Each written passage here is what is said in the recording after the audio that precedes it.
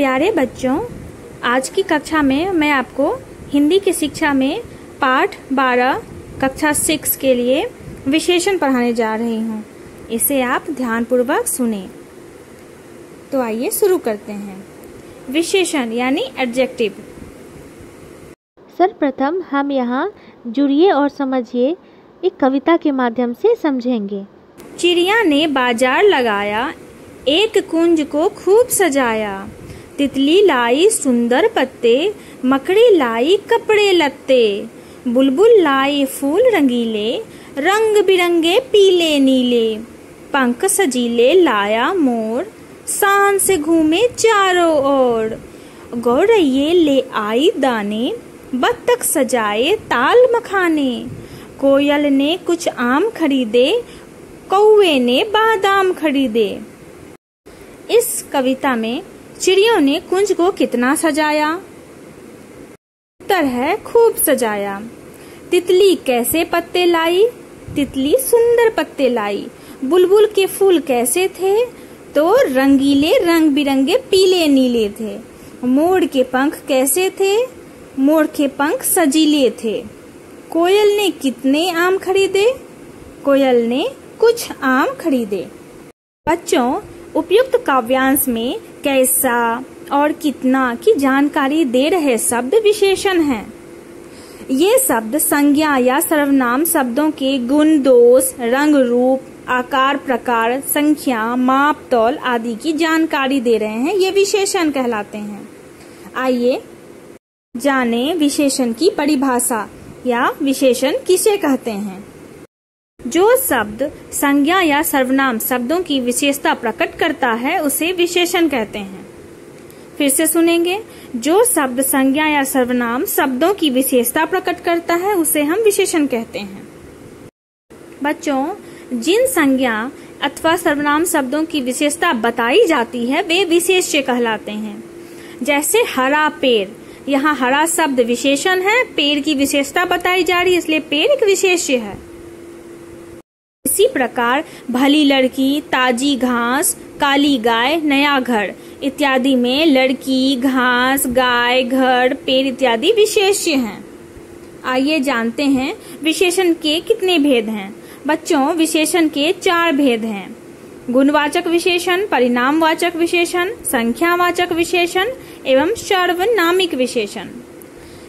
जिसमें परिणामवाचक विशेषण के 2 भेद होते हैं, निश्चित परिणामवाचक विशेषण और अनिश्चित परिणामवाचक विशेषण। संख्यावाचक विशेषण के भी 2 रूप हैं, निश्चित संख्यावाचक विशेषण एवं अनिश्चित संख्यावाचक विशेषण। आइए जानते हैं गुणवाचक विशेषण किसे कहते हैं। उदाहरण के द्वारा, रीमा ने नुकीली तीर फेंकी, मोटा लड़का दौड़ रहा है। उपयुक्त वाक्य में तीर तथा लड़का के आकार तथा दशा की बात की गई है और उसके लिए नुकीली तथा मोटा विशेषण शब्दों का प्रयोग किया गया है। ये सभी विशेषण विशेष्यों को की किसी न किसी विशेषता को प्रकट कर रहे हैं। तो अर्थ स्पष्ट है बच्चों। गुणवाचक विशेषण जो किसी भी विशेषकीय गुणों को प्रकट करते हैं गुणवाचक विशेषण कहलाते हैं, जैसे नुकीली या मोटा इत्यादि। ये गुणवाचक विशेषण की परिभाषा को जाने। जिन विशेषण शब्दों से संज्ञा अथवा सर्वनाम के गुण, दोष, भाव, रंग, दशा, अवस्था, आकार, स्थान, देश, काल आदि का बोध होता है उसे गुणवाचक विशेषण कहते हैं। क्लियर है बच्चों? गुण दोष दिखाने वाले कुछ शब्द हैं, जैसे सीधा, शांत, दानी, मधुर, ईमानदार, बुरा, कुरूप, कंजूस, विद्रोही आदि। भाव संबंधी शब्द वीर, क्रोधी, दयालु आदि। रंग संबंधी शब्द गोरा, काला, लाल, पीला, सफेद आदि। दशा या अवस्था को बताने वाले शब्द कमजोर, ताकतवर, पतला, मोटा, स्वस्थ, बूढ़ा, युवा, बीमार आदि। आकार संबंधित शब्द बड़ा, छोटा, बौना, ठिगना, लंबा, चौड़ा, चकोर आदि। स्थान एवं देश, काल इत्यादि बताने वाले शब्द शहरी, ग्रामीण, जापानी, चीनी, प्राचीन, आगामी आदि शब्द। कुछ अन्य उदाहरण में जैसे रंजीत सिंह वीर योद्धा थे, यहाँ वीर एक भाव गुणवाचक विशेषण है। मेरा छोटा भाई घर पर है, यहाँ छोटा शब्द आकार को दर्शा रहा यह गुणवाचक विशेषण शब्द है। गोल मेज पर जापानी गुड़िया रखी है। यहाँ गोल शब्द आकार को एवं जापानी स्थान या देश को संबंधित शब्द हैं। यह गुणवाचक विशेषण है। ईमानदार व्यक्ति को सभी पसंद करते हैं। यहाँ ईमानदार शब्द गुण दोष को दर्शा रहा है। यह गुणवाचक विशेषण शब्द है। इस प्रकार हमने जाना गुणवाचक विशेषण शब्द। आइए आते हैं परिणामवाचक विशेषण शब्द पर। शब्द से अर्थ स्पष्ट है बच्चों। उदाहरण देखते हैं। 2 किलो टमाटर तौल दीजिए। आपकी कमीज के लिए 2 मीटर कपड़ा चाहिए, पर मेरी कमीज 1 मीटर कपड़े में बनती है। यहाँ 2 किलो, 2 मीटर या 1 मीटर इत्यादि शब्द माप तौल की जानकारी दे रहे हैं, तो ये परिणामवाचक विशेषण हो गए। परिणाम का अर्थ होता है माप तौल। आइए परिभाषा देखते हैं। जिन शब्दों से किसी वस्तु की मात्रा, उनके माप अथवा तौल का बोध होता है उसे परिणामवाचक विशेषण कहते हैं। बच्चों, परिणामवाचक विशेषण के 2 भेद हैं, निश्चित परिणामवाचक, अनिश्चित परिणामवाचक। निश्चित परिणामवाचक शब्द से अर्थ स्पष्ट है। 3 किलो सेब भी खरीद ही लेती हूँ। यह 3 किलो तथा दूसरा वाक्य, बोतल में 100 मिलीलीटर दवा है। यहाँ 100 मिलीलीटर क्रमशः सेब तथा दवा के निश्चित परिणाम का बोध करा रहे हैं, तो यह निश्चित परिणामवाचक हैं। इनकी परिभाषा, जो विशेषण शब्द निश्चित माप तौल एवं मात्रा का बोध कराते हैं वह निश्चित परिणामवाचक विशेषण है। कुछ अन्य उदाहरण। यह पुल बनने में 200 टन लोहा लगा। यह एक निश्चित संबंधित वाक्य परिणाम है। 5 मीटर रस्सी ले आना। यहाँ 5 मीटर एक निश्चित परिणाम है। आते हैं अनिश्चित परिणामवाचक विशेषण पे। उदाहरण, केक में चीनी कम है, थोड़ी और डाल दीजिए। तालाब में बहुत पानी है। यहाँ कम, थोड़ा, बहुत, यह क्रमशः चीनी और पानी की निश्चित मात्रा का बोध नहीं करा रहे हैं। यह अनिश्चित परिणामवाचक विशेषण है। आइए जानते हैं अनिश्चित परिणामवाचक विशेषण की परिभाषा। जो विशेषण शब्द अनिश्चित मापतौल या मात्रा का बोध कराते हैं उन्हें अनिश्चित परिणामवाचक विशेषण कहते हैं। शब्द से ही अर्थ स्पष्ट है बच्चों। आइए संख्यावाचक विशेषण जानते हैं। उदाहरण, तुम कितने वर्ष के हो? मैं 12 वर्ष का हूँ। कक्षा में 40 विद्यार्थी हैं। आज 4 विद्यार्थी नहीं आए। उपयुक्त वाक्यों में 12, 40 तथा 4 संख्यावाची शब्द हैं। जैसे ये विद्यार्थियों की संख्या को बता रहे हैं। तो आइए संख्यावाचक विशेषण की परिभाषा को जानें। जिन विशेषण शब्द में संज्ञा या सर्वनाम की संख्या का बोध हो। शब्द से अर्थ स्पष्ट है। संख्या का बोध कराने वाले विशेषण संख्यावाचक विशेषण हैं। संख्यावाचक विशेषण के 2 भेद हैं, निश्चित संख्यावाचक विशेषण और अनिश्चित संख्यावाचक विशेषण। आइए जानते हैं निश्चित संख्यावाचक विशेषण। उदाहरण, ओह, बेंच पर तो 2 व्यक्ति बैठे हैं। हमने 5 गमलों में पानी डाल दिया है। उपयुक्त में 2 या 6 व्यक्ति गमलों की निश्चित संख्या को बता रहे हैं, उनका बोध करा रहे हैं, तो यह निश्चित संख्यावाचक विशेषण है। आइए इनकी परिभाषा को जानें। जो विशेषण शब्द संख्या या सर्वनाम की निश्चित संख्या का बोध कराते हैं निश्चित संख्यावाचक विशेषण है। अनिश्चित संख्यावाचक विशेषण। तार पर कुछ कपड़े सूख रहे हैं। बेटा, आकाश में अनेक तारे हैं। माँ, आकाश में कितने तारे हैं? इस उपयुक्त वाक्य में कुछ, अनेक इत्यादि शब्द कपड़ों तथा तारों की निश्चित संख्या का बोध नहीं करा रहे हैं, अतः ये अनिश्चित संख्यावाचक विशेषण है। उदाहरण, जैसे गांवों में अनेक कुएं हैं। यहाँ अनेक शब्द अनिश्चित संख्या का बोध कराते हैं। आइए परिभाषा को देखें।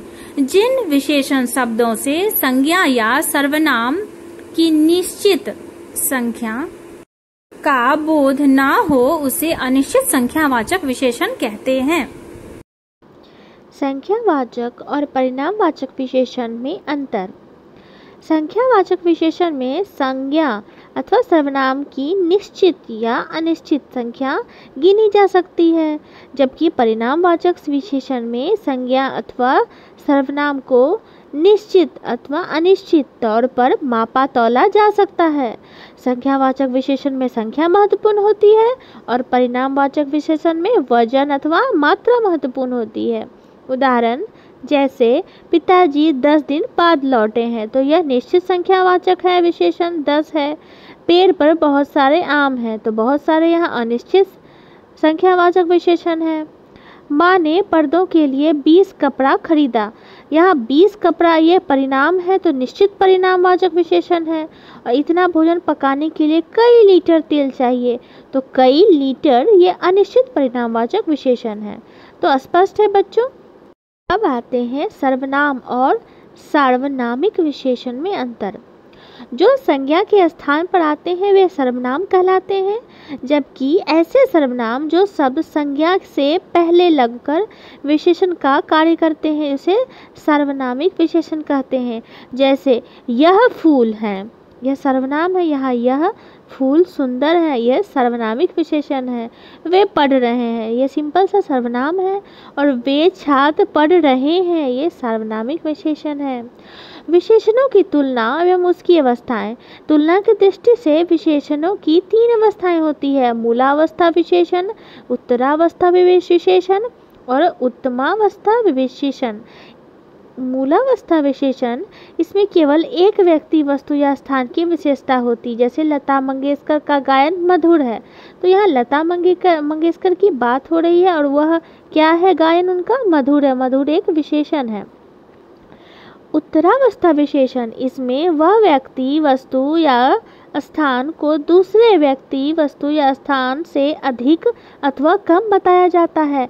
जैसे लता मंगेशकर का गायन अन्य गायिकाओं से मधुरतम है, तो यहाँ उन्हें अन्य गायिकाओं से मधुरतम बताया गया है, यानी दूसरे से तुलना की गई है, तो ये उत्तरावस्था विशेषण है।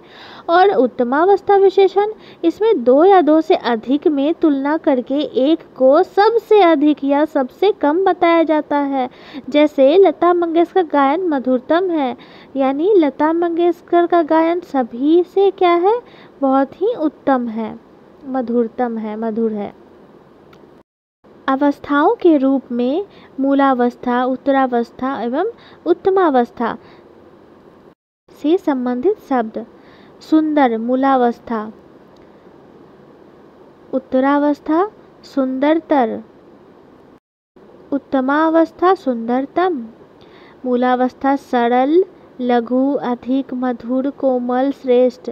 उत्तरावस्था सरलतर, लघुतर, अधिकतर, मधुरतर, कोमलतर, श्रेष्ठतर। उत्तमावस्था सरलतम, लघुत्तम, अधिकतम, मधुरतम, कोमलतम, श्रेष्ठतम। विशेषण शब्दों की रचना। विशेषण शब्दों की रचना प्रायः संज्ञा, सर्वनाम, क्रिया, अव्यय आदि के साथ उपसर्ग प्रत्यय लगाकर की जाती है। संज्ञा से विशेषण बनाना, जैसे सेना संज्ञा है, विशेषण सैनिक। संज्ञा रोग एक संज्ञा है, विशेषण रोगी। लालच एक संज्ञा है, विशेषण लालची। विज्ञान एक संज्ञा है, विशेषण वैज्ञानिक। उसी प्रकार भारत भारतीय, कीमत कीमती, राष्ट्र राष्ट्रीय, क्रोध क्रोधी, इतिहास ऐतिहासिक, गुलाब गुलाबी, मास मासिक, ग्राम ग्रामीण बन जाता है।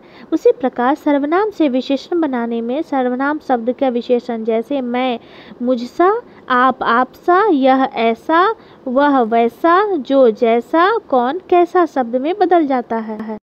अब जानते हैं क्रिया से विशेषण बनाने। क्रिया शब्द: खेलना, भूलना, गाना, पढ़ना, तैरना, खोलना इत्यादि क्रिया शब्द हैं। इनके विशेषण: खेलना का खिलाड़ी, भूलना का भुलक्कर, गाना का गायक, पढ़ना पढ़ाकू, तैरना तैराक, खोलना खुला इत्यादि शब्द क्रिया से विशेषण बन जाते हैं। अव्यय से विशेषण बनना। अब जानेंगे अव्यय शब्द, जैसे भीतर, नीचे, बाहर, दाएं, पीछे, आगे इत्यादि अव्यय शब्द हैं। इनसे विशेषण बनेगा: भीतर से भीतरी, नीचे से निचला, बाहर से बाहरी, दाएं से दायां, पीछे से पिछला, आगे से अगला। इस प्रकार अव्यय से विशेषण में शब्द बदल जाते हैं। आइए पिछले पढ़ाए गए पाठ को दोहराया जाए। संज्ञा या सर्वनाम दोनों की विशेषता बताने वाले शब्द को विशेषण कहते हैं। अर्थात संज्ञा या सर्वनाम की विशेषता जो शब्द बताता है उसे हम विशेषण कहेंगे। विशेषण के 4 भेद हैं: गुणवाचक, परिणामवाचक, संख्यावाचक, सार्वनामिक विशेषण।